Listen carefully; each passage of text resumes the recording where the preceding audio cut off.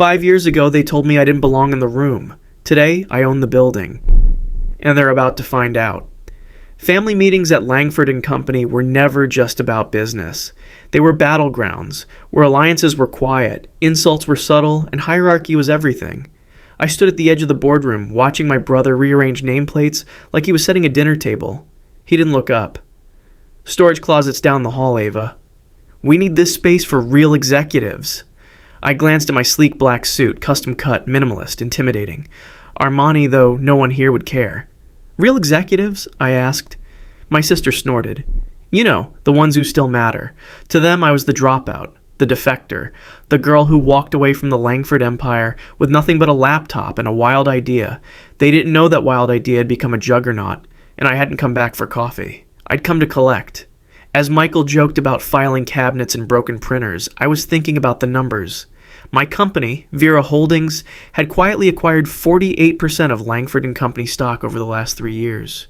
They didn't know Vera was mine. I took the dusty seat they offered and opened my laptop. Through the thin wall, I could hear my sister greeting their supposed savior. Mr. Dalton, we're thrilled about this partnership, she purred. She had no idea Mr. Dalton had already signed with me. The proposal she was about to pitch, already rejected twice. My phone buzzed. Legal team ready. Other shareholders on board. Dalton asked if he should play along. I smiled. Let it unfold. Just don't let her sign anything. The meeting began with grand promises and buzzwords. Our vision, my father announced, was to expand into global markets through key investments. Translation, they needed cash. Fast.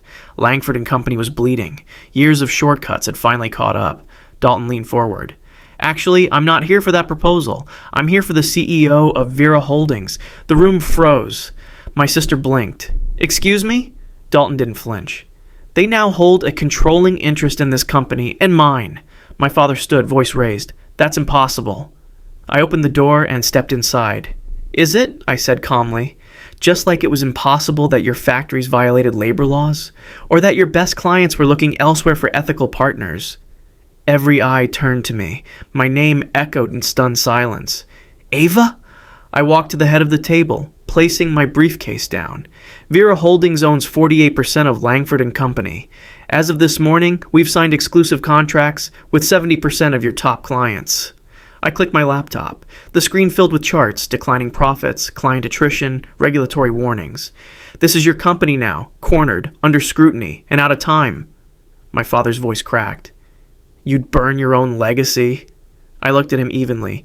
Number, I'm here to save it, but we do it my way. I slid folders across the table. Injection of $200 million.